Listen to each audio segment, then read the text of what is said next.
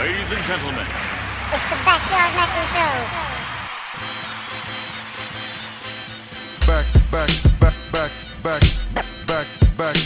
Backyard MECCA Show. MECCA Show. We speak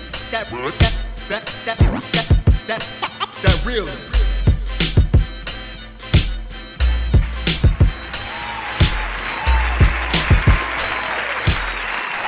Peace, ladies and gentlemen, Interweblianos, welcome back to the Backyard MECCA Show, backyardmeccashow.com. We are recording right now from Night Owl Studios in downtown Shelton, Connecticut at the 415 Conti Building. Yeah. Welcome, X.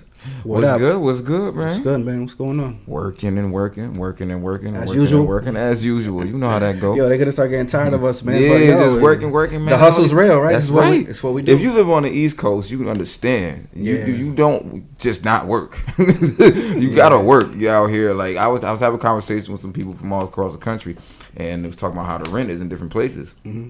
Some people's rent is like $300. You know what I'm saying? Like 150 or. You know, just some wild, weird. No, they don't have a deposit. They just gotta pay rent, and they're in the apartment. You know what I mean? Whereas out here, you know, it's slavery. Yeah, it's fucking slavery out here. Gotta hustle. You gotta hustle. Hence the shirt. You know. Yeah. Yes.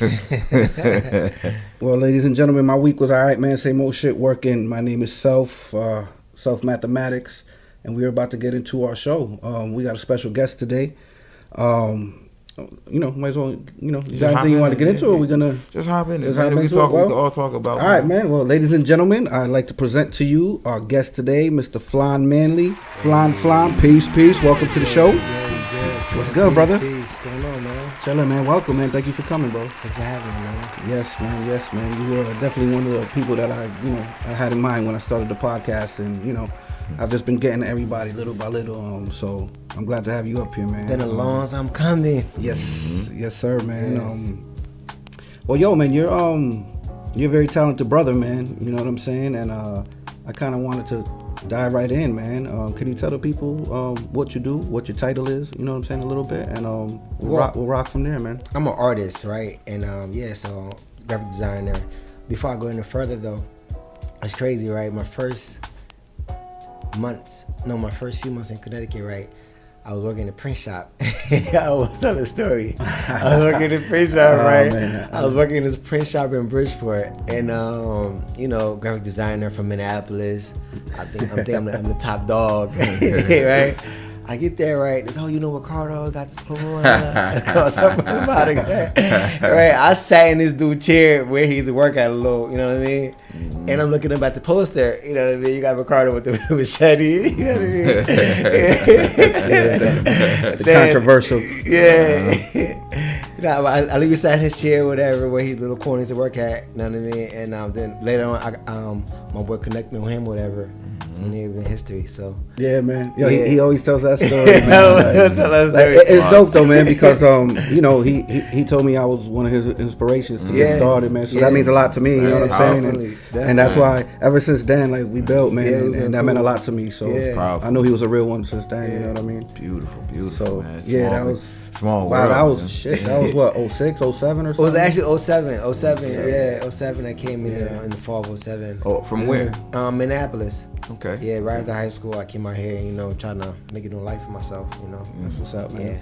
Yeah. What brought you out here? Like, from Minneapolis to here, like what's the connection? And what made you feel you had to start something new? Well, living in Minnesota, I went to high school out there. Initially, I was supposed to be in Boston, at the art school in Boston.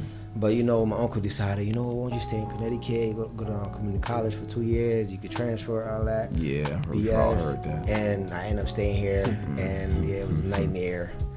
So, that's the reason why I ended up in Connecticut. Yeah, so but my father, I lived with my father, and I was supposed to go back to Africa, move back to Africa. What part of Africa? Liberia. So he said, all right, well, you can stay with your aunt and uncle while I'm away. And rather than going back to Minnesota after school, you can be in Connecticut because it's like right down from Boston. So that's how I ended up staying here. So, real quick, man, let's because you know how we do actually. Yeah. We start diving in. Deep dive real fast. Since we're in the beginning, before we get real deep. Yeah. You mentioned Liberia already. Let's start from the top beginning, man. Yeah. Okay. You know what I'm saying? What was it like living out there, and when did you come here? You know what I'm saying? Let's talk about that a little bit, family. You know, I was born during the war in Liberia. You know, I Which didn't war? really, I forgot, it was one of the civil wars, you know what I mean? And I didn't really experience the good life. Liberia was a beautiful country, and I really get to experience the good life of, like, you know, like being a kid, being born from up to 10 years old, you like on the run, trying to survive. You know what I mean? And it's like being left with this family, being left with that family, being left with that family. So much trauma you're dealing with, to the point where it's like I ain't been back home in 20 years. Wow. You know what I mean? And it's like I have no desire to go back home because I didn't get to see what life was before that started. You know, so it's like a big trigger, huh? Yeah, you know what I mean? And so dealing with that, then you're coming to America, you're having to adapt. So yeah, and everything's so fast, you know, and then you have to forget all of that, but you don't realize later on the attitudes and how you act based on the first 10 years of your life, you know. That's a part of you. Yeah, you know what I mean. Yeah, that's deep. So what year did you guys, your family come over? 1998. 98. Yeah, okay. so this is 20 years in America. It's recent. You were 10 years old, you said, when you came over here? Yeah, 10 years. Do you remember the transition? Do you remember when you got here? Like, I mean, obviously you do, but I mean, what I'm trying to say is, what were some of the like difficulties for you? I remember being called you African booty scratcher. Oh man, you know, but it was fun. I mean, it was just like I knew nothing about, you know, African Americans. You know what I mean? I thought you was people was like Liberians or Africans. You know what I mean? Then I realized I was different. You know, these kids were horrible. It was mean. You know what I mean? Yeah. So yo, let me tell you, man. Like I used to, it's not even just like, all right, so I'm from Connecticut. We're from Connecticut. Okay. So up here in the East Coast, we finish our words. You know what I'm saying? Yeah. Like we finish most of our words, right? It's just kind of how we were taught how to talk or whatever, right? Mm-hmm. So I go down south and people don't really finish the words like that. Yeah. You know what I'm saying? My family, nobody finishes their words. So then I go down there and I'm finishing my words. Oh, you white? You know what I mean? Yeah. And I'm young. I don't know what's going on. Yeah. You know what I mean? So for years, I mean, from like the 3rd grade to like shit. You know what I mean? Till I left, that was the thing. And then, but it wasn't even like, I don't know what's up with us African Americans, man. When it comes to that, I would say my experiences was different because it was like when I met black people from other places, it excited me. But then I realized that wasn't everybody's experience. No. A lot of people had issues when it came to that. Like it was like when I came back up here as a teenager, and I was like, well, Haitians got problems with Jamaicans, or don't call a Puerto Rican a Mexican, or da-da-da-da. You know what I mean? Like different things between like interracial racism. Yes. You know what I'm talking about? And the shit was kind of spooky to me. Like damn, I didn't realize it was real like that. Yeah. But I can relate. I mean, but like I said, one thing I realized over the years is that we lack empathy. You know, we are so interesting, but we're not interested. You know, and so once you start becoming interested in one another, we'll realize we're the same people. Right. You know what I mean? So that's where, you know, we don't care. We don't sit back. All we care about, you have to adapt to us. You know what I mean? You gotta forget everything where you come from. You have to adapt to what we have going on here. You know what I mean? You either sink or swim. You know what I mean? Yeah. So that's where the friction starts at. You know, when I'm out with Puerto Ricans, it's lit. You know what I mean? I'm adapting to the culture. You know what I mean? And in some way, they're interesting as well too. They're interesting to where I come from and the food we eat, whatever. The same thing, just different flavor. You know what I mean? Right. So, and that's beautiful thing about culture. You know. Yeah. Beautiful. Beautiful when it can be shared like that. Yeah. But when you're young. Yeah, when you're young, you don't know that. The shit crazy. You know, everybody's trying to figure out themselves. Yes, exactly. You know. And you know what, man? I'm glad you mentioned that, man, because it's crazy. When you're young, it's like you have no kind of notion, I guess, of race too much. You do, but you know, we don't. I remember being as a kid, it was. I cared about it less. Like, who gives a fuck? Right, you know what I'm saying? Like, really you good brother, you peoples. Right. You're right. Let's smoke this. Let's drink this. Let's go out. You know what I'm saying? Exactly. And now that you're older, it's fucked up. You're kind of forced to like to see it. You have to start really seeing like, it. Oh shit. So it's you know what? It's like they say, when you're a child, you're pure. You know what I'm saying? As you grow, is fucked up. Yeah, man, but they brainwash you. But yo, you know what I mean? And you mentioned it, man, and just like kind of X said with the Puerto Rican and Mexican thing.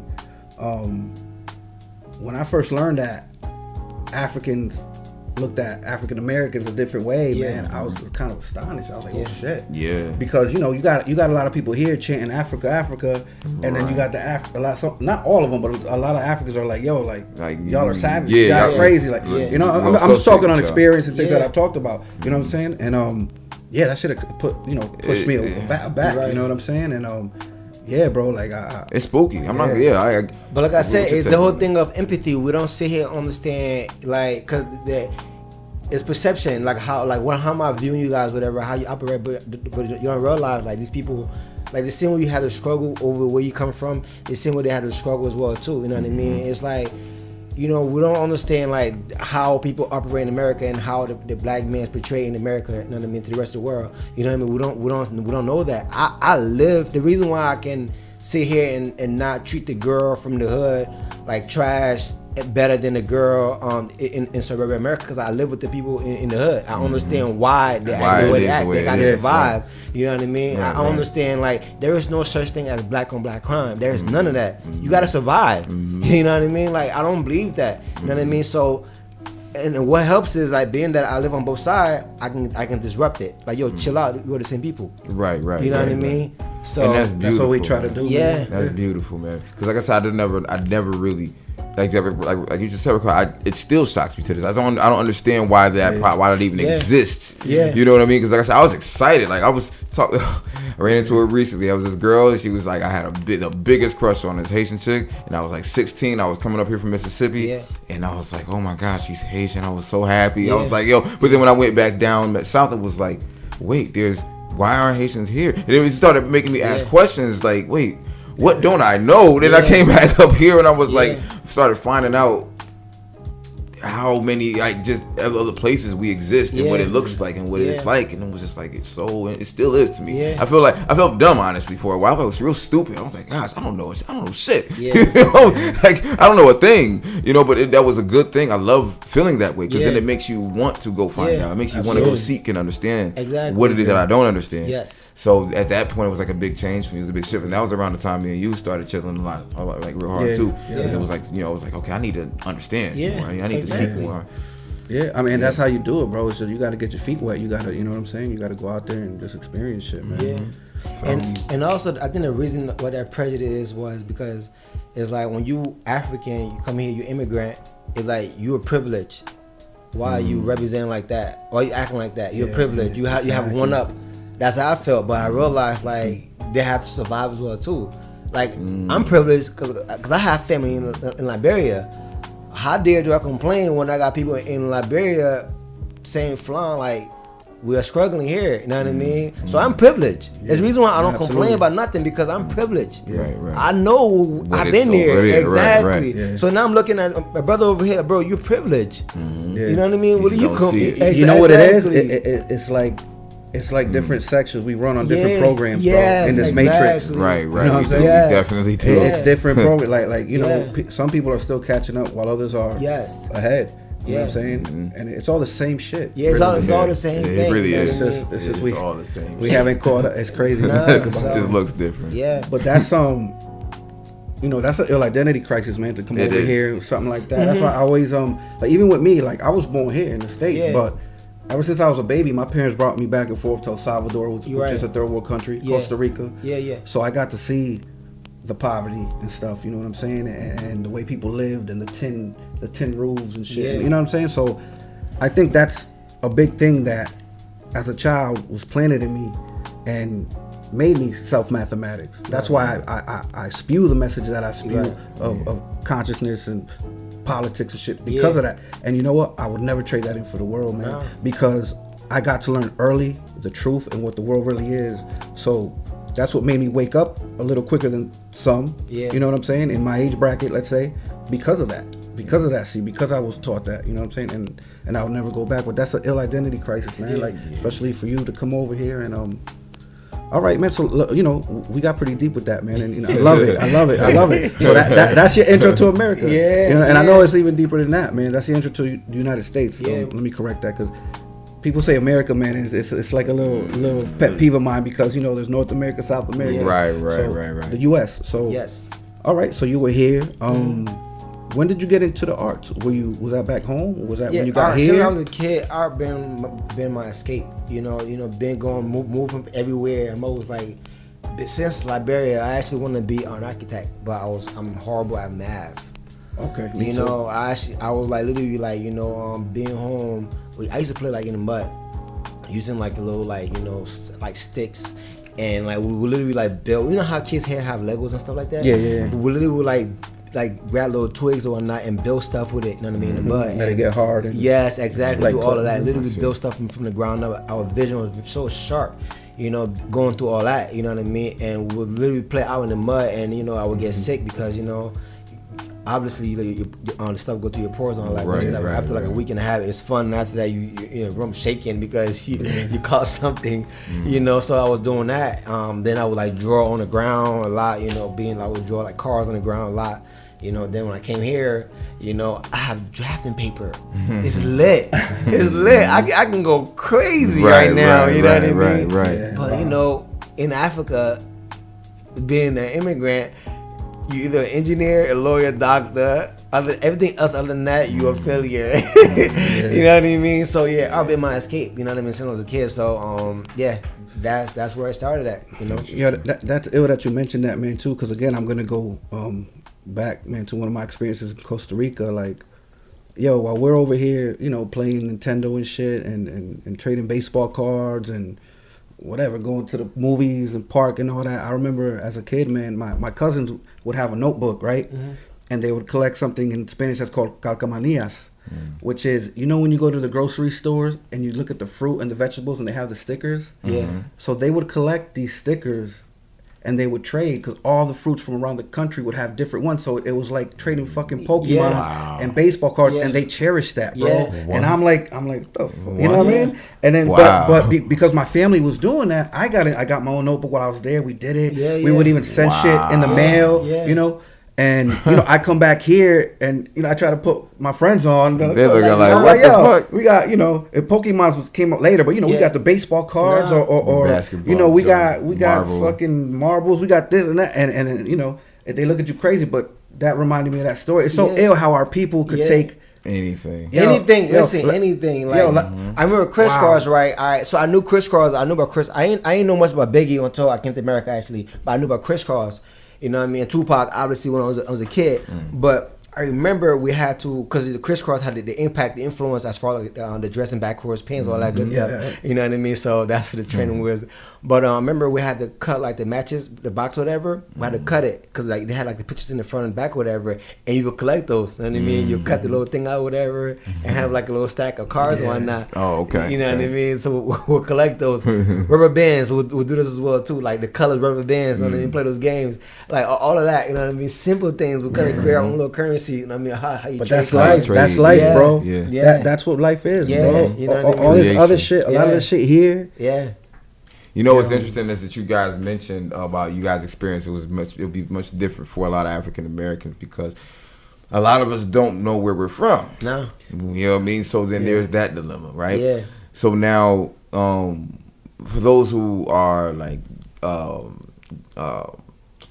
those who are, the word I'm looking for, those who are able basically to have their families, who know their families, those who are able to have family reunions, those who are able to do things like that, mainly down south. There's a lot of people on the East Coast don't tend to have family reunions anymore. I've noticed it's more of a Southern thing, maybe like a Midwest thing, somewhat on a West Coast thing. East Coast is kind of like we travel from here to go, visit family elsewhere, but it's not a big groups of us here at all.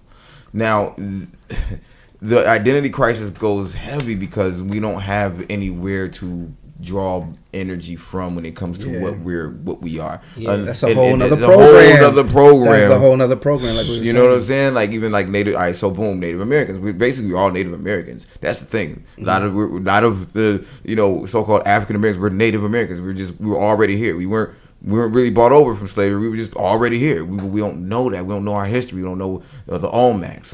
None of that. We don't know. Like a lot of us don't connect our energy or our idea of ourselves to any of that. You're right. We just slavery. We was born here. Yeah, you know what I mean? And then that's it. There's no other thing. So then like our traditions will consist of like soul food, or like things that from that era that we don't even want to connect with. No. You know what I mean? Now you guys have like a rich history that you guys can always tap into, which then gives you a different perception of your people and what your potential is. Our issue is we don't necessarily have it, but we do have it. Don't get me wrong, because if you look into the history, it's there. You know what I mean? Like you can see our greatness, but we don't necessarily mentally connect to it on a regular basis. I was lucky, man, because I was born here, but because my parents, my parents were immigrants that came here. You know what I'm saying? They came here to work. They came here to work and send money back to their family. So I'm one of the lucky ones, man, that we were able to travel as a child. And like I said, I saw what I saw. That's man. dope. Honestly, so I understand what you're saying, man. With a lot of like the African Americans, man, it's like what do we do? Where we going? Like we know Africa, but like we don't know. Nobody's Africa. really connect. Like I don't know. I don't know. It's an ill catch-22. It is like I can almost guarantee you, like the average. If you take 500 kids from the hood back to Africa, a lot of stuff that's happening right now. It's happening. It's not gonna happen again. I promise you. Yeah. I guarantee you. Oh, yeah. If you take 500 kids right from every hood, right, to take that trip back to Africa, everything you little shitball bang bang. All that's it's gonna stop. It's gonna stop. You know why? Knowledge of self. Mm-hmm. Yes. Yeah, and then the connection to the motherland. Yeah, connecting to that energy. Like absolutely. That whole connection. It's like an awakening. Yeah, like you know what I mean. They're gonna find themselves. You're quick. right. You're right. Yeah. You know what I mean? Like even something simple as me. I went to one family reunion that I had in Maryland. And it was like the land that my family actually like owned. Yeah. Like, you know what I'm saying? Like I got to like kind of be around it, you know? And I felt different. I still remember that vibe. You know what I'm saying? Because you was depleted. Right. You know what I mean? I had never really been there. You know what I mean? And it was just like, oh, what is this vibe? You know? You had the El Soul recharge. Yeah, for real. You know, there's some people they call them Geechee for short. You know what I'm saying? Okay. And they're from island St. John. They call it. It's like right off of North Carolina. And most of my family is from there, but then they sound like they're from. They have an accent. You know what I mean? Like no one really even knows exactly. There's like ideas in Africa, West Africa, where they're from. Yeah. But it's very interesting. Yeah. You know what I mean? So we have a big identity crisis, but it's not something that has to be. That's the sick part about it, because the information is out there now. Yeah. But the program has been run for so long. Yeah. It's hard for people to pull out. Like I drive Lyft in Newark in New Jersey a lot. And a big population of African Americans are there. See, here's the thing. Here's the science. I don't think a lot of people are peeping, but like a lot of the there's not a lot of people who are indigenous to United States still here. You know, a lot of people who are now in the United States have come from either the islands or from another country, another continent. But the people who are indigenous, be it the Native Americans, us, we are Native American. We not again. We're lost the African Americans, so to say. Yeah. There's not a lot of populated places like that. Like Newark, there is. You know what I mean? Like I drive through Newark, it's just like whoa. But then it's almost like lost little tribes in each little project. You know what I'm saying? It's very interesting. Very very deep. Divide and conquer, brother. Mm-hmm. Yeah. Divide and conquer, man. Well, listen. All right. So, you got here. You said you were into the arts. You found the paper and the pen and the pencil. Yeah. So you were drawing. Now, what was your niche? Was it sketching? Was it painting? Was it clay models? I'm talking to the artist right now, because I want to talk about the artist. I want to talk about the painter. I want to talk about the entrepreneur. Yeah. So little by little, and it's okay if we kind of fade away. I'll bring it back. Yeah, definitely. Appreciate that. When we fade away, man, it's part of the story. Yeah, so, definitely. You know what I'm saying? I want the Interweblians to know. So please share. So the elementary school, then they realized I was an artist. You know what I mean? So I started getting like offers to go to like. And this was in Minnesota, right? In Minnesota, yeah. Okay. You know, go to like art school, different art schools or whatever, because I would go in the paper and it have like a little stuff, whatever. You could draw this picture. I would enter myself in contests, whatever, in the newspaper. I got published very early. You know, like I said, like I caught on to what it is I want to do very, very early. But you know, being in a household where your father, he's got a master's degree, your sister is a lawyer, you cannot be an artist, brother. You know what I mean? So like I would do these things. I would enter all these contests early on. Like, yo, I'm doing this. Like, yo, dude, read that book. Your sister's reading. She read 30 books a month. How many books have you read? You know what I mean? Do this. I'm like, damn, I just want to paint. So I went to art school. You know, I'm bad as hell in the 6th grade. You know, but I could paint my ass off. You know, I could draw my ass off. You know what I mean? So I was in Minnesota. It's called Fair. So I did that for 1 year. But that's why I was in middle school. So I'm going crazy, getting in trouble. You know, my grades are slipping because I have a whole new crowd now. You know what I mean? I'm threatening kids, don't go out for recess because you always want to get got. You know what I mean? I've already adapted to the system now or whatever. So, you know, it's lit. Amerikkka. Yeah, you know what I mean? It's lit. So, like, you go out for recess, you know what I mean? It's war. But when everything calmed down, like, I mean, in the classroom for visual arts, I'm drawing. You know what I mean? Then I got sent to New York because the family split up.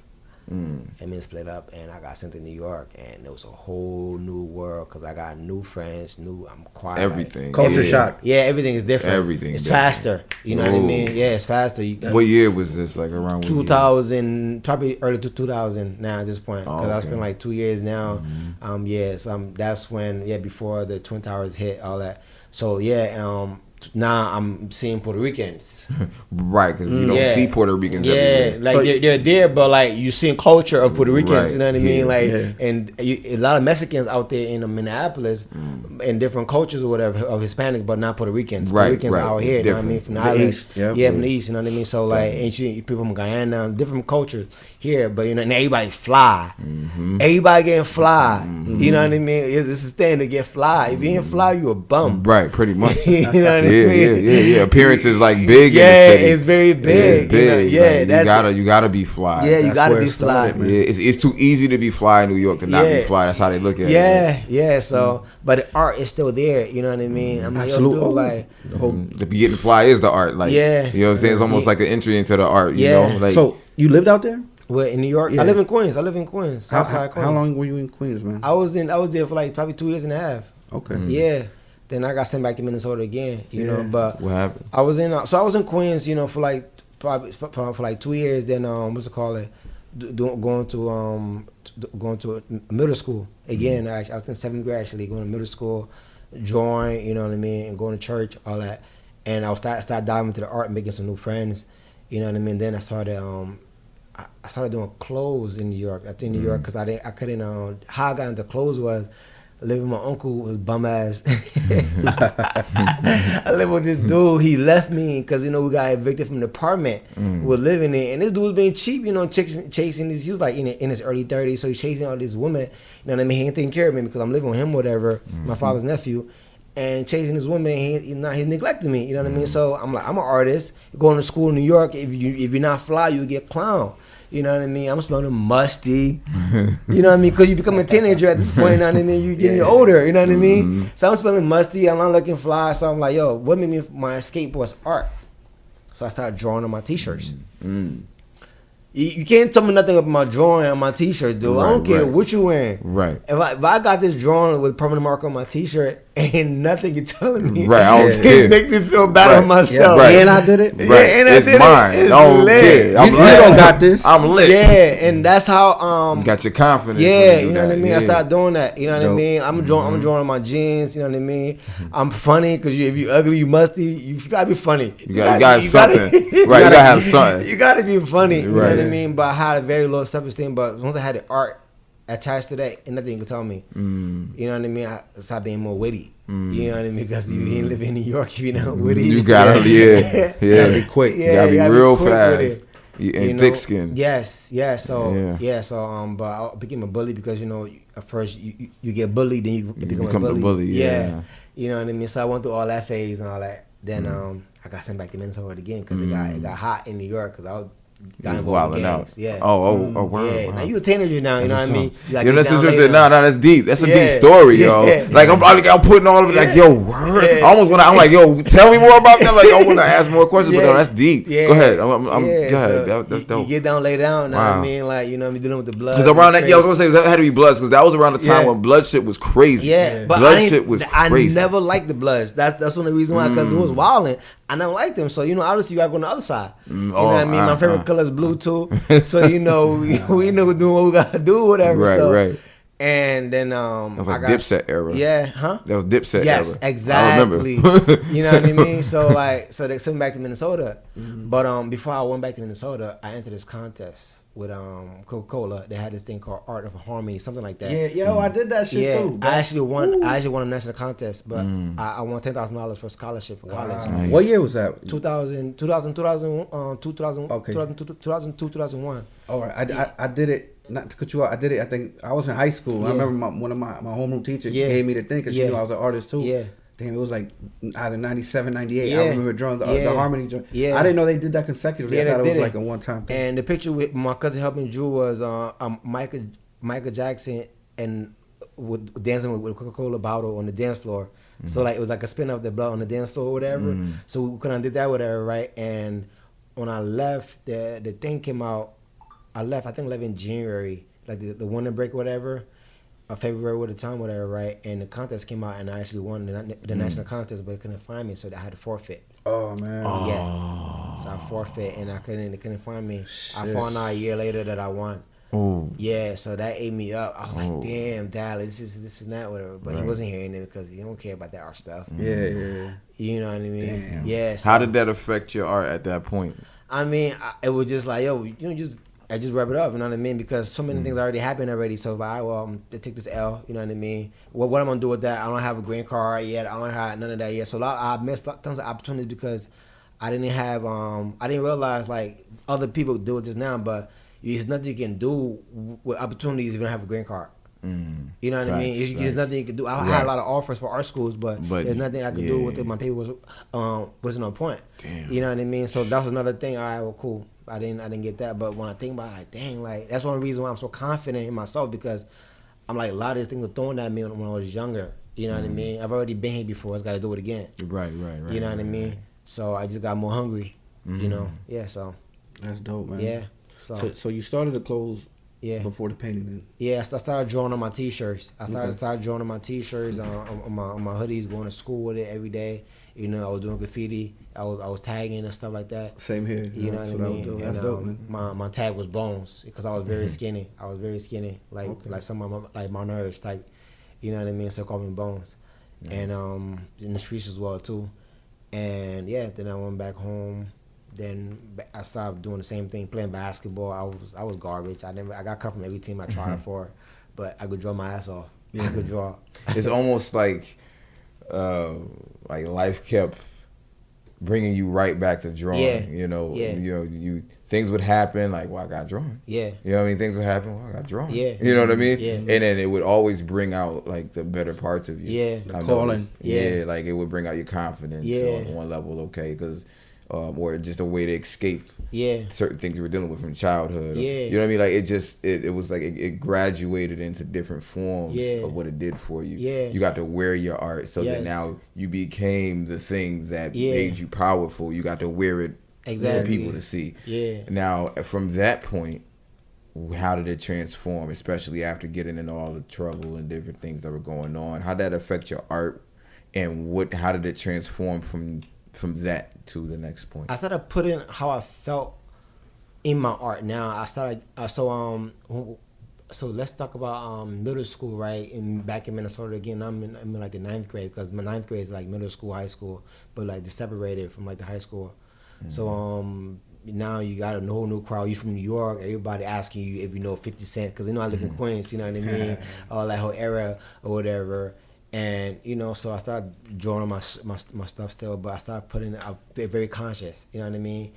Started reading about other stuff, whatever. I picked up the book Redemption by Tookie Stanley Williams. You know what I mean? Start listening to dead presidents. You know what I mean? So all of that started getting in my. So you talk. Everybody talking about. For those who don't know, Tukey, let them know who. Yeah, Tukey is. he's one of the founders of Crips. Mm-hmm. You know what I mean? It's actually one of the reasons why I stopped gangbanging, because somebody created something and said this is no good at all no more. So why? And I believe that the reason why he's there today, because he started influencing the youth. You know what I mean? And he realized like that. He cannot do that, so we want to get rid of him. It's changing his life. Yeah, Right, so right. And he started writing kids book.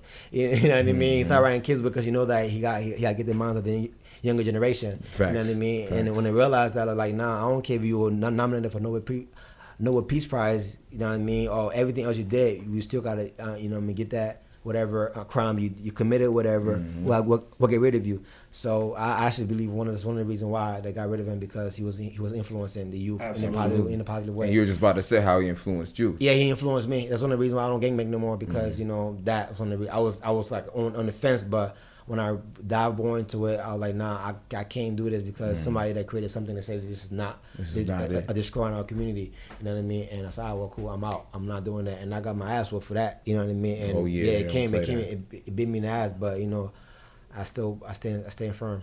Beautiful. You know, but so I started getting conscious with my art. You know, early on, you know, through high school and all that. You know, and I started doing custom T-shirts. You know, for myself. And like I said, we never had no money. So like, if I had $20, I'm buying 4 T-shirts, tall tees, and paint on them. You know what I mean? That's what Miss King came about with with the puffy paint. Yeah. You know what I mean? So I started finessing. I figured out I could write my name out bones. You know what I mean? But use the puffy paint as a glue, because I realized it's puffy. You know what I mean? It's like a form of glue. So I cut my name out. And nobody knew about this, but I would use it as a glue to you know, like had like the letters, like a camouflage letter and whatever with the what's it called, fabric. I'll cut it out, then use it as a glue. Everybody asking how you do that, so I'm like, that's the better everybody. You know what I mean? So I do the puffy paint. Where everybody got the regular puffy paint, I got my name, but with the fabric attached to it, they try to dissect everything. I'm like, nah, I ain't telling you. Right. You know what Buy I a mean? shirt from me. Yeah, buy a shirt first. Exactly. So I was doing that. Then after that, I learned how to screen print by myself. I was a step ahead of everybody. You know what I mean, with the whole fashion thing or whatever. Cool. Dope, man. Yeah. So, since we're talking about fashion, man, let's get into the ICD, man. So When and where? So ICD was born. ICD came about. ICD stands for incomplete design. You know what I mean? The reason why it's called incomplete design at first, because you know, I was always chasing my father's approval. You know, being a single parent, my father wanted me to compete in academia, and I'm like, nah, I'm an artist. You know what I mean? And he's a single father. He gotta take care of me, and I'm wilding out, whatever. And he's like, my father has a way. He loves me. You know what I mean? He truly loves me, but he has no way of showing it. He doesn't show it. You know what I mean? He doesn't show affection at all. Like that's tough love. Yeah, it's tough. Yeah. You know what I mean? Like it's up to this day. Like he don't talk about that, man. Like you know what I mean? And it's hurting him because he never really expressed himself. You know what I mean? It hurt me as well too, because I never really my mother's not around. You know what I mean? You know, none of that. You know what I mean? So It's deep. That is something deep. Yeah, and but they don't realize it's damaging to the kids. You know what I mean? Right, Especially me, because being that you live with your father for so long, so you pick up those ways. Yeah, exactly. You know what I mean? So my father did never really approve. This one time, right? He came home, whatever. I'm like. I did a commercial a while back. I think I had a visual in there where he was like, yo, if I see you drawing again, I'm gonna burn everything. And he literally said that, and it hurt me. I'm like, damn. I'm like, I'm not on the street. I'm here drawing. Right. I'm drawing. I'm just in the apartment. I'm drawing. Why are you upset? Right. You should be reading. You know what I mean? If I'm reading and it's not a book of like school book or whatever, it is like it's not good. I gotta be reading school book or whatever. It's not good enough. So I'm always chasing my father's approval because it was incomplete. Everybody was like, yo, you lit, but my father was never good enough for my father. You know what I mean? So like that's one of the reasons why it's called incomplete design. You know what I mean? And like my logo actually Wow. It's not on me. Yo, but that's a deep meaning behind. Golly. It's called incomplete designs because your work was never complete to your father. It was never enough. Yes, it was never. That's some deep ass shit, boy. Yeah. That's heavy. That's heavy. Yeah. And the beautiful thing is, man, he's making noise, man. He's been making noise for a while with the brand, man. And I think I have my business card. That's a heavy ass meaning behind the name. So my business card right here, right? It's like, all right, so I show you my logo right here, right? So my leg is like is damp, whatever. You know what I mean? Original was like no wings, nothing like that on there. So everything was like, it was like broken up because it's like I'm not fully complete. You know what I mean? So I kind of put that in my logo, whatever. In my logo is actually, people don't realize that little thing around my hair, whatever, it's a bandana. When I was in the gang, it's a bandana, like right here. I see it. See it right there? Yeah. It's a head tie. What I'm gonna do for Put it in the our video, people right? watching the video, Yeah. I'm gonna throw up your image on Yeah. so they can see it. So, and this is ICD, you know what I mean? And so it was still alone by itself, whatever, just me standing there, whatever, looking like, you know, thug nasty. Yeah. You know what I mean? I used myself as a silhouette. You know what I mean? It was inspired by Jordan, and I hate it. The reason I use myself as a silhouette because Jordan made himself famous. Jordan is a silhouette. You know what I mean? And I hate it being used because a lot of people around me, you know, you want to be cool with me because I could draw. You know what I mean? I started tons of brands because they know I had a vision, and they always want to use me. You know what I mean? Then after they would dispose of me, after they get rid of me, I say, if everybody uses me, why can't I use myself? Right. You know what I mean? That's the reason I use my logo as myself, whatever.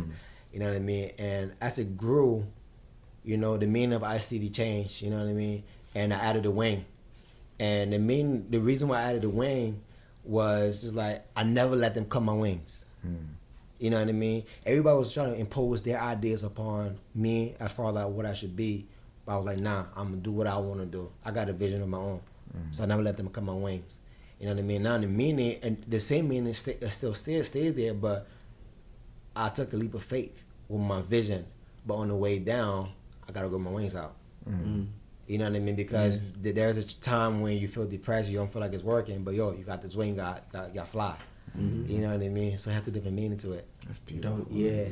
You were growing. You know what I'm saying? So you made that a part of your identity. Yeah. That's dope, man. Yeah. You took your experience and made it your. Yeah. You embodied it in a symbol. Yes, Right. exactly. You know what I mean? And now people are wearing that symbol yes, around the you know what I world. mean? You That got shit to is lead by fucking example dope, as well man. too. That's You right. know what I mean? So, That shit is dope. Yeah. That's so, dope, man. So that's the whole art aspect of why ICD was born. Yeah. You know what I mean? When I did that, then yeah. Well, real quick, let the people know where they can find it, man. Let social media, your website, all that. ICDcreativestudios.us, ICDcreativestudios.com, ICDclothing.com, IamICD.com, search flynmanly.com. How about Facebook, Instagram? All of that. Just search Flahn Man or ICD Creative Studios. You'll find me automatically online because I did some That shit. cool I'm digital. still thinking about the story behind that. That's heavy. What? Complete design. Yeah, man. That's Yeah. I never knew that, man. I never knew deep as that. fuck right there. know? For real, man. Yeah, but you know, like now it's actually now it's more so it's not being less about me because I told my story now and people know my story, which I still tell it. But the whole idea now is understand that we all work we are a work in progress. You know what I mean? And we have to embrace the perfect imperfection because I didn't come from a perfect background, but I have to embrace what I have. Right. You know what I mean? You have to embody it. I vibe with that. You know what I mean? 1,000%. So, and I use myself. I'm living by example. You know what I mean? Absolutely. So, yeah. Yo. So, and that's really it. I'm with that because like with my healing work, Yeah. right? I've been trying to figure out how to even say this on Facebook too lately. Yeah, because I couldn't put it in a post. But I do feel like this needs to be known and expressed. You know, you have to be great wherever you are at in your life. Don't wait till you get to a certain point to be great. You know what I mean? And to acknowledge your greatness and to be that and walk in that. Right. You know, be incomplete. But be great in your incompletion. Yeah. You know, as you're completing yourself. Yeah. And so, I vibe with that 1,000% because that's how it started. I was paralyzed. I was telling you earlier, I was paralyzed when I started doing my healing work. If I didn't start there, I wouldn't be at this point. You know, I had to start where I was at. Yeah, start exactly where you are. Yeah. You know what I mean? And just keep driving. That's it. You know, keep hustling and go from there. And also another thing, and another slogan I use is it's called "Be You, Not Them." You know what I mean? Because you're never gonna find two trees in the forest that are like they're all different. We all have different value system. Yeah. The only thing we could do is communicate it, but it cannot be the same. Expression. Right. That's it. Expression. You know what I mean? Yeah. Absolutely. Yeah. So That's deep, man. So, all right.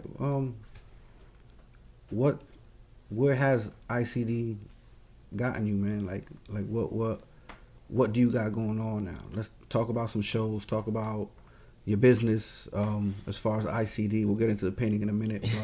But ICD is global. You know what I mean? But I think right now I'm actually aligning my purpose with first it was the t-shirt thing. I wanted to do just express myself, but more so about me or whatever. But like I said, now I got away from that. The fashion's still there and everything, but now like I found myself, and being out here in Connecticut for the last 10 years for myself, I'm lining my purpose with my with my passion. You know what I mean? And I mean I'm not chasing. I know for sure I'm gonna be wealthy. I am wealthy. You know what I mean? I got created in a physical form, whatever. So I'm just gonna packaging it right now to the point where it goes to the next level. You know what I mean? But yeah, like being known around the world as far as going viral on the internet, it was a thing I used to chase for a while, or be in line with a certain person chasing clout. Like I don't know. Like I deserve everything, but I don't really chase it because I know it already exists already. Well, you figured out it was an illusion too. Yes, it's all an illusion. Yeah. You know what I mean? It's a vanity metric of success. As long as you keep working hard, yes, you're gonna get the same shit back. Yeah, you know what I mean? And that's it.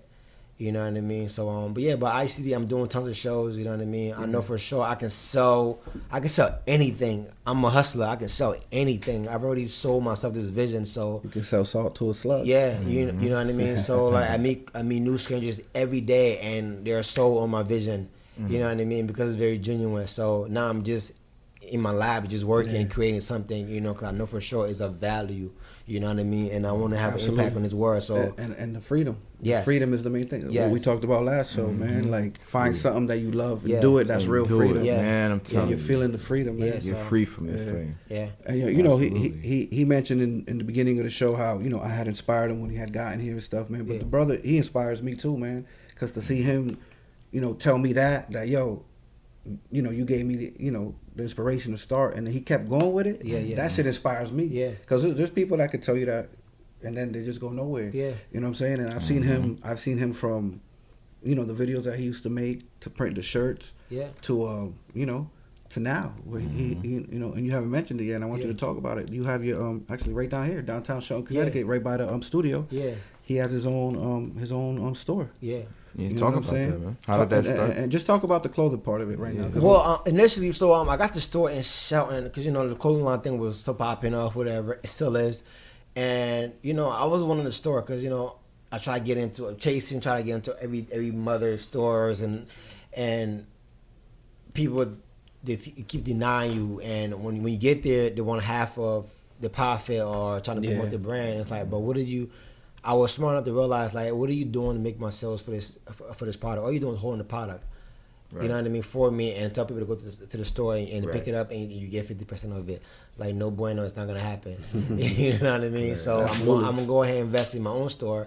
And I read about Rich Dad Poor Dad. Learn about liability and assets. You know what I mean? So I don't have a car yet. So I decided, well, the money I could spend for my car, I could buy a store and make money. You know what I mean? Yeah. So I did that. I made an investment. Freedom. Yeah. You know what I mean? I made that investment and I got the store. I didn't know. I have a clue what I was doing. In the midst of being building my store up, I started painting. I was painting before in college, but it wasn't the best. But I started painting for the store. I realized, this could be a gallery and a boutique as well too. And as I was doing that, I told everybody, pay me one. I was like, nah, I'm not doing it for money right now. I just want to get better. So I did it for like 8 months. Then it just started going viral, and then boom, everything just took off when I opened my store up, whatever. It was a rocky start, you know what I mean? I barely made any sales. Then somebody just hit me, I want to pay me. After like 5 months of waiting, and she went ahead and made that first investment. Then boom, I went from there, and it just took off. Good. Yeah. Let our Interweblians know, That's inspirational. Man. Yeah, absolutely, man. Absolutely. It's inspirational. Let our listeners and Interweblians know what's the name of your shop. Oh, ICD Creative Studios. And where's it located? Shelton, Connecticut, 132 Center Street. Y'all heard from our locals, man. Go down and visit, man. It's a beautiful beautiful spot. It's actually in prime real estate, downtown Shelton, Connecticut, man. Yeah, So everybody want that spot. that's They come. ill. I branded it so nicely. Yeah. So everybody asking me like, go check that out, man. Yeah, so you check the clothing, you check out the paintings and all that, man. It's a nice, dope spot, man. Go support the brother, man. He's a hardworking brother. Something for everybody. Yeah, you heard the story, man. You know, from Africa to here to Minnesota to New York, back to Minnesota to Connecticut to that's inspiring in itself. You know what I'm saying? Yeah. So let's get into the painting. Now that you talked about the painting, you got the paintings in the store. Yeah. So you started. Let's go back to that. You started practicing. People wanted to buy, but you said not yet. Yeah. You got that first person coming by. Let's start from there. Let's take it from there. So I started painting for the store. You know, initially I didn't want to put any posters on the walls. Because it goes like in a sneaker store, they got like posters of like the models like that on the wall. So I was like, nah, I could actually paint these people, put them on the wall. So I started doing that. Then as I was doing it, I started getting better. Every picture I paint, that's dope. Started doing that. It took like 8 months to get everything in order, and started getting a lot of shares. You know, I started with 10 of my friends that model. I started with ink. I started with a lot of people I know that actually did the clothes, like the photo shoots for my brand before. Then I took like a few of my other friends that got some headshots and I started painting them. So I was getting a lot of shares and stuff like that on Facebook. And this one girl from Minneapolis, she hit me up. You know, it takes one person. I learned a lot just within my space. You know what I mean? It takes how people actually buy stuff and the behavior patterns, all that good stuff. So I painted her son. And I kid you not, I posted that. She shared it, and it just went crazy online. And I was working a night job, so I would work a 12-hour shift, come home, paint for like 7 hours, then go back to work at night. So I sleep for like 5 hours during the day, and I'm working consistently. And I was doing tons of commission. And then it got very, very slow, you know what I mean? But then after that, I started working on my collection for my theme as far as, black women. When I did that went to another level, you know what I mean, on the internet, so I've been doing that for the last 3 years. Then last year, I kind of took it a little bit slower. I changed my entire vision. I did a partnership with a organization out of, Norwalk. It's called Food Rescue. It's where... this year I'm using my art to help feed 1 million people. Because basically they have this metric where every dollar raised by whomever feed like 20 people. So I realized my influence I have online and my ability to be an artist as well too. I can use that to raise some money. You know what I mean? But so that's what I've been doing for the last 8 months. Dope, actually build my portfolio. Yeah, I saw you post that. And that's what it should be about, man. Giving back is, especially an artist, man. Like any type of artist, whether it's music, visual, photography, radio, clothing, painting. Yeah. But it's always been about giving back in the past, you know what I mean? And that's been kind of lost. So it's dope that, people like you, us, are doing that. Definitely. So we should keep it going, man. It's very important. I mean, it's just like the reason why we do a lot of stuff in society today, because a lot of the businesses, like this in the U.S., the capitalism is not compassionate, meaning that we take more than the earth is being able to reproduce fast enough. You know what I mean? And it's like you cannot just take. You got to give back. You got to serve. Right. You got to serve the planet. Right. You know what I mean? You got to take care of the planet. Right. You got to take care of the environment. Right. You know what I mean? So like now that, because you can only take so much. You know what I mean? So like I'm happier now. Actually, if I'm making $1, I'm happier now that I'm doing something where like I know for sure that it aligns with my purpose. You know what I mean? I'm able to give back. You know what I mean? Yeah, man. Like aligning with your purpose is like the utmost importance of anything and everything. That's the only level of peace. That is true. Yeah, that's that freedom. What I mean? Yeah. Yes. I urge everyone listening to this show, please. I mean, like Ricardo says, just try it. Even if you fail, you just go for it. Just try it. Just see. Just see if it works. Absolutely. Try your ideas out. There's one common thing that we've heard from everybody during the show is that we've all just tried. Yeah. We all just leaped. We took little leaps of faith for things that maybe, and it all came from our particular hardships, our different hardships. And it became what it is now. We've made it into something that serves our purpose and what already was meant to serve our purpose. And just forget about, I know we need money to survive in this country, but just serve, and eventually you will realize this is what you was meant to do. Serve, work, think about being of service to humanity. Right. How can you push humanity forward? Right. You know what I mean? What is it that you're doing to push humanity forward? Absolutely. The money will come. The money will. I'm not a millionaire right now, but I'm gonna be a millionaire because, if I'm able to serve from my heart, there's no way I can't make X amount of money. But if you chasing dollars, everybody that are billionaires, what are they doing? Going to India to find a purpose after the guy. They're not even happy no more. Right. They're not happy. Right. Every book I've read, everybody's going to India to go find a purpose after they made all this money. None of them want to give it away because they realize they realize they burn themselves out chasing that when they could have been chasing that purpose. You know and they what I could have mean? did a bigger impact. Yeah. So figure out who can you serve? Who can you serve eventually? Not only the rest of my life, whatever. Now you're getting paid for it. You know what I mean? So like I say, if I spend in my studio not making $1, I know for sure I'm doing something that to make me happy, and I'm serving the community, whatever. I'm happier. You know what I mean? I speak as if my father owns a General Mills, literally. You know what I mean? Because I know I'm aligned my purpose, and when I say my purpose, my father actually he used to work with the World Food Program before I was born. You know what I mean? So where they help provide food for people that was in need. What was the name of that program? The World Food Program. World Food. Okay. Yeah, you know what I mean. So this is after I found out about this. After I decided I want to partner up with this organization. Kind of found out my father did this in Liberia. He actually distribute rice to people in Liberia. Wow. You know what I mean? My father I did this before. You know what I mean? And I was like, wow, it came back in full circle. Yeah. You know what I mean? So the reason why go to school and do this, because you cannot be in high places if you don't have no credentials. You know what I mean? Of whatnot. So that's one of the reasons why he was pushing for that, because it will come a time where you only have an impact. If you don't have money, people don't take you serious. You need credentials. Yeah. You know what I mean? And I'm dealing with that now, where I want to knock on certain doors or whatever. Nah, bro.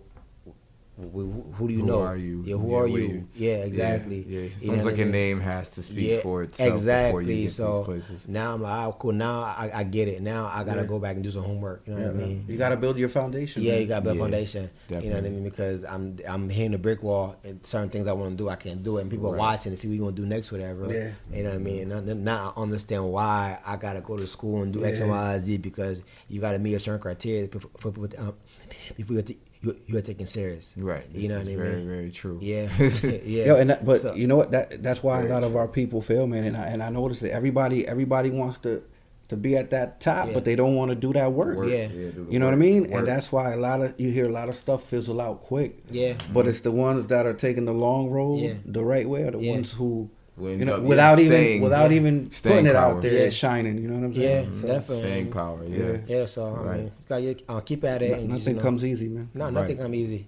Nothing comes easy at all. And if it does, a lot of times you gotta question it. Yeah. And it only lasts for so long. Yeah. You know what I mean? Yeah.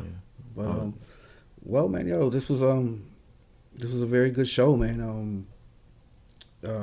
Any last words for our audience, man? Any words of wisdom that, inspiration that you'd like to leave, man?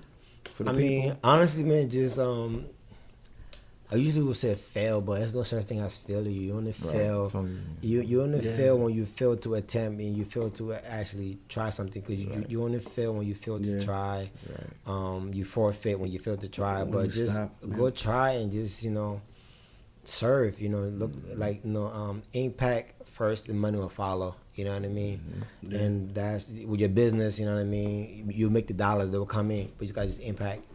You know what I mean? But nothing special. I ain't no guru, so just go out there and try and keep trying, man. And keep at it. You know what I mean? Something will happen. Telling y'all, what he's saying right now is how all three of us sitting at this table got to where we are. So failing is a lesson learned, man. Yeah, man. So it ain't failing. It's just research and progress. That's what it is. You know what I mean? It's growth. Yeah. That's it. Consistency. Yeah. That's number. Yeah.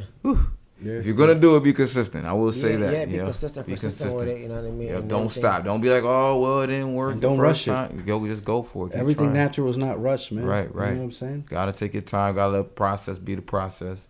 You know, trust the process. Yeah. Man, it's kind of sad we didn't dive into it. I didn't get to hear more about, you know what I mean, What's that? about his side as far as, like, you know, we was talking about earlier before. Oh, the energy healing. Yeah, the energy healing thing. Oh, okay. whatever. I mean, Well, yeah, we could do that a little bit. You know what I'm saying? And you definitely got to tap into a lot of our other shows because Yeah, for he sure. talks yeah, about goes it. into it. But if you have a question, go Yeah, ahead and ask him, please. Go ahead. Go ahead. No, I mean, You want to just talk more about it? Yeah, elaborate as far as, like, what you talking about before. So, for my Interweblians, you guys kind of already know. So Yeah, I'm not yeah. gonna go through the longer story. Yeah, but, nah.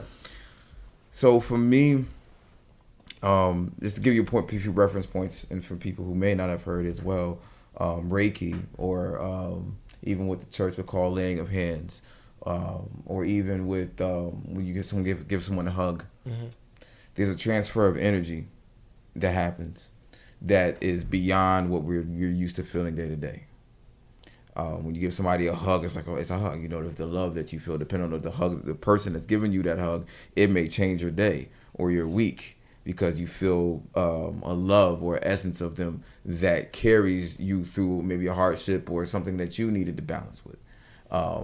There's been times I've gotten hugs from my wife that just eased everything. So there's a transfer of energy that comes from like a higher state or a higher state of being that comes through and it flows through your body.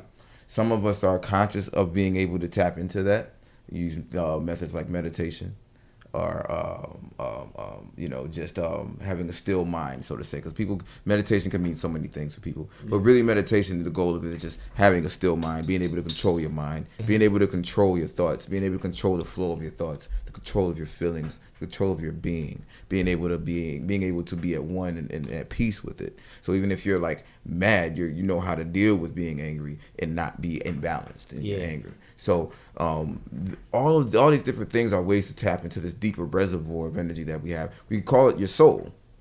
Tapping into your soul. Your soul is who you really are. That's your real body. Yeah. You know, that's where your real divinity lies. That is the God body in you, or the peace of God, depending on what your outlook of spirituality is. But because some people, and I say God not in the sense of religion, but God in the sense of a source or a higher source of power. You know what I mean? So I'm not saying in the sense of religion, because religion gives personality to this energy called God. But I mean it's in a force. God is in a force. Get what I mean? A higher force. So that force is in us already. And we're pieces of that force. We're all pieces of that force. So we're in the matrix. We're in this world that dumbs us down and not numbs our senses to that. And what we do is we create a person to present to the world. We create a person, and that person is our personality.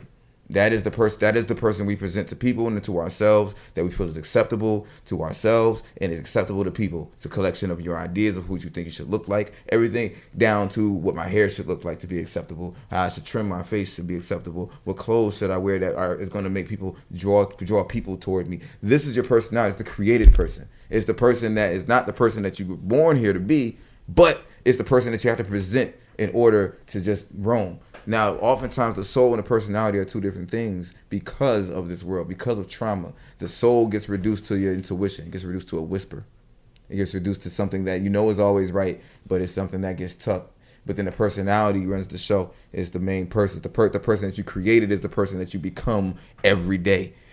So this is why a lot of us are unplugged from our divinity, because we've created a person to live as in this world. It's almost like you're jumping into an avatar or jumping into a car, jumping into something that is not your body to present your body. Right. You know what I mean? A stunt double. Yeah, like a stunt double, like literally, like, okay, when you just do this for me, I'm going to go cut and still over here and cut and watch you. You know I really feel like this, but damn, I got to act like this. Right, I got to be this and I got to present this. And this is how we have to operate in the world pretty much every day. Not even just on a sense of, well, I don't want to expose my ideas to the world because they're not going to accept it. But just even on a sense of, who am I really? Even knowing what that is, what am I capable of doing? Even knowing what that is. It gets disconnected from our memory and our mind because of, okay, I have to present this person, so I need to work on this person. Right. You know what I mean? The soul, like, I can do, but this person is the one that's gonna give me the bread. This is the one that's gonna, you know what I mean? That's gonna give me the girl. That's gonna give me the friends. Like, it's funny you say that, because it's like, like people lose themselves into like when I say I'm very modest, I'm not superficial, because it's a whole persona. Am I correct with that? What I mean, you gotta kind of create this thing. You gotta kind of keep up with this image. Yeah. You know what I mean? And people have become very demeaning of you because you don't have that image that they want you to be like, or whatever, that's acceptable to them. Yeah, you know what I mean? You know what's spooky about that too? Yeah. Let's go back to your story.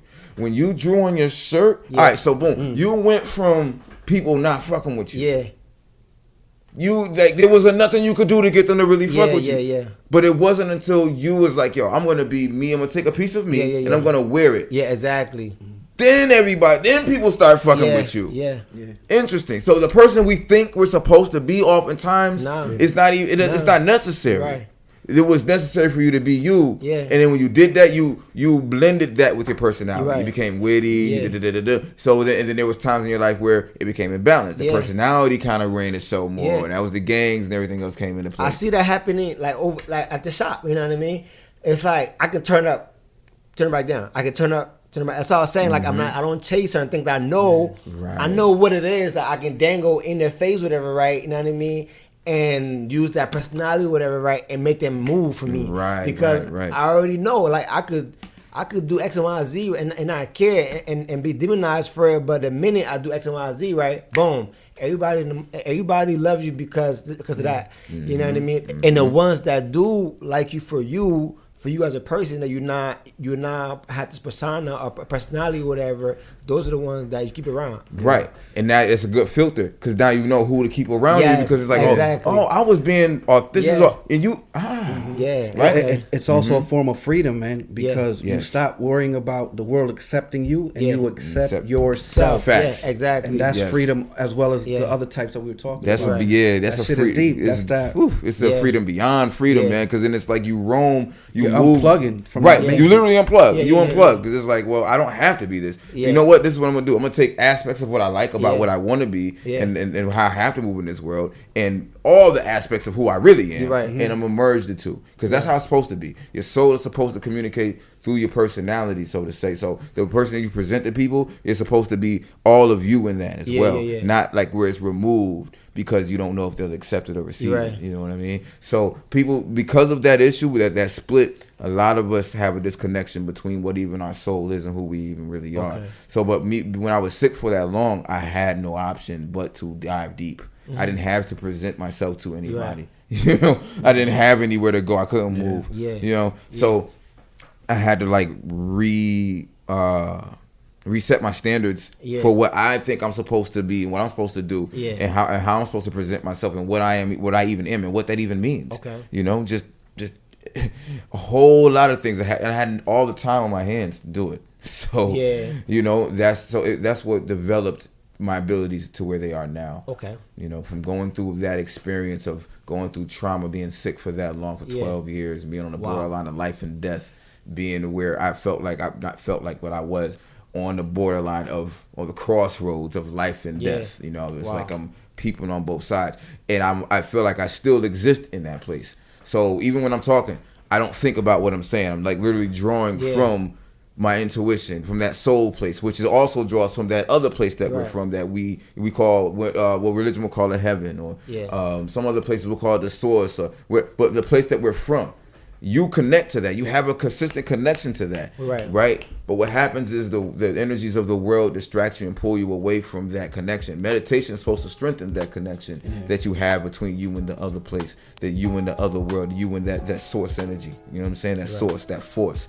That is a connection that most of us have. Some of us have it stronger than others. But when it's nurtured, it becomes something. It manifests something. So watch this. Yours manifested in art. Yours manifested in art as well, in clothing. Art and clothing. See what I'm saying? Your source, your ability to tap into that source energy manifested through your art. But it also has other ways. So for me, it manifested through energy healing. And that was because I had to save my own life. So that's that, you know what I mean? Like I make beats and all that, but it really came through because I had to save my own life. Because the need was bigger than making beats or writing a song. Absolutely. I needed that energy to save my life, and then it became something like, oh, I can use this to save someone else's life now. you know. And the challenge between that for me is that I have a hard time sometimes explaining what this is because it's outside the scope of what is already out there. You know, I meet other practitioners and they don't even quite understand how to explain what it is that I'm doing. You know what I mean? It's just like, I've never seen anything like this, or I've never felt nothing like this. And then for me, that's eye-opening because I'm under the assumption, or used to be under the assumption, that what I'm doing is something that other people are doing too. Yeah. There's other forms of what I'm doing that other people are doing, but my particular form is particular to me, just like your particular art is particular to you. It's the same with this thing too. But I didn't always look at it that way. I always look at it like, okay, well, everyone else does this too, and but no, it's not the case. So now I'm looking at myself differently, even more. Like, wait, what else am I capable of? Yeah. Feel like I'm just scratching the surface. Yeah, exactly. Exactly. It's deep, man. But see, you've been hidden from yourself from so long because you were trying to have others accept you, and you didn't accept yourself. That's why. And this is a whole nother show, but that's how ill it gets. You know, that's how these motherfuckers that run the world. They know. They know all these secrets. They know this shit. Yeah. They create the program for us to subconsciously create that person that we present to the world. Because they know the power and knowledge and the wisdom and energy that we possess. Right. So they knocked into that a long time ago. Oh yeah, definitely. Know what I'm saying? Close your eyes before you even open them. Yeah. Definitely. So definitely. It's deep, bro. I kind of caught on to like I saw when I was saying subconsciously we're all racist, you know what I mean? And even within this world where back to the programming thing, we don't realize that like sometimes like we end up being typecast as far as like somebody compliment you, right? So oh you sound white. What do you mean you sound white? What do you mean you sound white? Are you very well spoken? Mm-hmm. You know what I mean? And it's like, no, like we trying to say other people are ignorant. Like, no, I'm just like them. Right. You know what I mean? I'm just like them. Don't try to make me feel good with myself so I can stop acting like I'm better than everybody else is. You know what I mean? Right. And see, it's the program, because then now when they say that to you, it's like, damn. And then you're young, you're like, well, do I? And I don't know, is that a bad thing? And then now you're trying to like, well, do I change this? What do I do? And then now the person that you just want to be, you can't be because now you're thinking I have to present this other person. Exactly. And it just continues on. Exactly. You know what I mean? It happens. Now you like, now you lost yourself trying to be the complete opposite. Then you're like, damn, like I'm not like that. I'm not. Trust me. Like, you know what I mean? So, I really want to create a program to like unplug children. You know, before they get to this point. Like, we could do that. Yeah, I really. I'm. You gotta meet the parents first before you can try to get the kids, because like it starts with having. I think that's a good idea. I think that's probably what's missing from schools anyways. That they're trying to get to the kids without hitting the parents. Yeah, rock with the parents. If you get the parents right, if you get 50 parents to actually rock with you gotta go try. When they have a kid, right, you don't have to do that anymore, because none of these parents are fighting the kids to not. I mean, like they're so lost, like they're so caught up in trying to catch up with the society to the point where, like, trying to have the kids do something different. Like, how can they monitor that? They cannot monitor it because like they don't know it.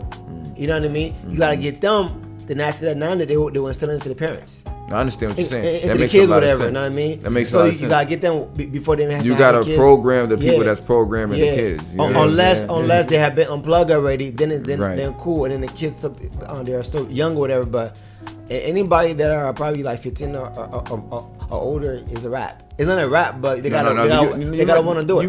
You're absolutely right. You know what I mean? Yeah. So I agree with you 1,000,000,000%. I used to do programs in schools, and yes, you know what I mean. Exactly what you're saying, because it's like the parents are not involved. It's like they're not involved. It's a cycle, man. It's a cycle. You know what I mean? It's hard because it was playing like that too. You know what I'm saying? So like, say I get to the kid, he's like, oh, I'm changing, and then he go home. And then they wilding out at the crib, you know what I'm saying? The pops, and I even wild, like say if I even wild out, but their circumstances are crazy, right? So the dad selling crack because he gotta make rent, but the mom out there selling ass on the side too. You know what I mean? But the kid knows this, right? You know what I'm saying? The brothers out here, he get blood. So then now in your mind, like, all right, homework. You know what I'm saying? You know, so then you go back to school and you're trying to keep the same mindset of that change that you have, or that you have, like, oh, I'm gonna do better. But you go home to bullshit. It's dangerous because they don't want an individual to explode, but then they don't think about to implode either. Right, You right, gotta- because you it gotta can. have Right. you gotta have both, man. Yeah. Like I said, it's only very reason why, like my whole new outlook on things, whatever. Like I don't judge any young lady that like I don't judge young ladies that from the hood anymore like I used to, because not I understand like it goes far back. It goes way back. You were taught that. Huh? You were taught that. No, you were not. You grew up in the environment, but once you detach yourself, Yeah, that's what I'm saying. You accepted that. Yeah, you accepted that that's because what- it was very normal. You know what I mean? But now that I see it now, like it's just like the way they're aggressive, the way like they have to survive. You know what I mean? They have to survive within that world. You know what I mean? They're not mad. They're not mad at all. They're defensive. They're very defensive. That's all. Because, They got to defend themselves. Yeah, they got to defend themselves. Whatever. You know what I mean? For They're real. not crazy. You know what I Yeah, mean? not at all. Not at It is all. a lot of these women that with the wild attitudes, be Yeah. so gentle and Yeah. sweet. Once you get to like, I know somebody, I can't even hug her. Yeah. Like I cannot even give her a hug. Yeah. You know what I'm saying? But she's the sweetest person, one of the sweetest people. I know she'll give you the last, but she's like harsh, like a motherfucker. You know what I'm saying? Like she only wants you to give her a hug, but she's extremely feminine. Yeah, you know what I mean? because- She'll walk outside with her ass all out. Yeah. You know what I'm saying? The whole nine, and Yeah. just got the body, all that. Yeah. But you better respect her. Yeah, you You're at definitely- you you better better respect her, or respect her, she man. will curse you the fuck out. Yeah. So it's like, you know, it's a duality. Yeah, like, you know what I mean? It's a definitely. strong duality at that. You know. You gotta understand it, because a lot of these dudes that like a lot of people that, and I mean the reason to judge because like they can't handle it because they expect, like I said, girls, women of suburbia America to be like that, but like bro, like you left and they're over here, you know what I mean? So it's like you can't compare the two. Right, they're You know not what the I mean? same. They're not the same. You know what I mean? You gotta respect it for what it is. What it is. You know what I mean? So Facts. like. That's a whole nother show. Yeah. So we can talk about that. That's- so Like, the whole- yeah. that- Yeah, I want to grooming- have him back talking about absolutely. the women. Yeah, 'cause There'll be a part The two. whole man. grooming Yeah, thing, we got- programming, it goes deep. It so goes deep, that's what it especially is. with the women, yo. Yeah, That's especially all. with the women. I really want to go into that another Yeah, time. Yeah, we yeah. got to get into that one because that's a Sure. whole. That's Yeah. like a. Yeah. We Yeah. gonna have him back. We definitely be back. We should have you and B. Like we talk about that, yo. That'll be a good show. Yeah. Oh, you know what I'm saying? Like that'd be a really good That show. is funny. Yo. Sheesh, man. Well, yo, man. How long was the show? Like 2 Yo, hours? nah. Probably like an hour 30 now. Nah, we're at hour 15 right now. I You know what I'm understand. saying? But, It was a good show. yeah, man. Like, yo, excellent show, man. Absolutely. Excellent show, man. Any last words from anybody, real quick? I just want to say thank you for sharing your abilities to, Yes. you know, the world, and also listening, you know, and thank you for surviving. Thank you for being who you are. Thank you for inspiring the world. Yeah. Thank you. Definitely. Thank you for keep sharing your going. story. Thank you. Your story Thank was you for sharing yours inspiration. too, bro. Thank Yeah, you. man. Real quick, brother. Let the people know your social media again, man, so they can contact you. You can find me at icdcreativestudios.us on Instagram. My website, same thing. Or search Flahn Mainly on Google or flahnmainly.com, flahn.com with a HFLAHN.com. And yeah. Cool. Well, yo, man, ladies and gentlemen, Interweblians, we're gonna wrap up the show. We hope you enjoyed it. I know we did. Once again, the show will drop Wednesday. The video will drop on Sunday. Don't forget to tune in. You can hit us up on backyardmecca@gmail.com. You can hit us up on social media, Backyard Mecca, Facebook, Twitter, and Instagram. And don't forget, ladies and gentlemen, if you can accumulate a thought in your mind, that means it is out there. And if it's out there, go get that. Peace. We out of here. Peace.